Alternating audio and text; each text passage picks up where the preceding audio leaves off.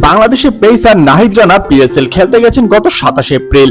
এরপর তার দল পেশোয়ার জালমি ম্যাচ খেলেছে 3টি, তবে একটি ম্যাচেও খেলার সুযোগ পাননি বাংলাদেশের এই ফাস্ট বোলার। দিন কাটছে বেঞ্চে বসে।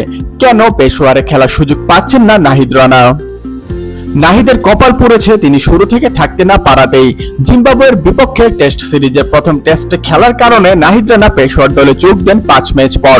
তার বিকল্প হিসেবে 5 ম্যাচের জন্য ইংল্যান্ডের বাঁহাতি পেসার লুক উডকে দলে নেই পেশোয়ার, তবে সুযোগ পেয়েই জ্বলে ওঠেন উড, আর তাই নাহিদ দলে যোগ দেওয়ার পরও উডকে রেখে দেয় পেশোয়ার।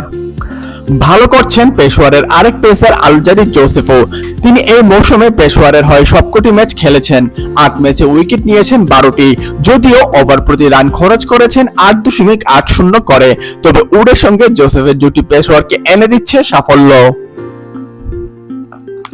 নাহিদের দলে সুযোগ পেতে হলে জোসেফের জায়গাতেই খেলতে হবে। কোন দলই তো আর 3 বিদেশি পেসার খেলাবে না। দুর্দান্ত বোলিংয়ে উড নিজের জায়গাটা শক্তভাবেই ধরে রেখেছেন, তবে জোসেফই মাঝে মধ্যে খরচে বোলিং করছেন। 8 ম্যাচে 4টিতে জেতা বাবরের পেশোয়ারের জন্য বাকি থাকা 2 ম্যাচই খুবই গুরুত্বপূর্ণ। জিততে হবে দুটিতেই। এমন গুরুত্বপূর্ণ ম্যাচে কি নাহিদ রানাকে সুযোগ দেবে পেশোয়ার? আর সুযোগ দিলে সেটি কার জায়গায়?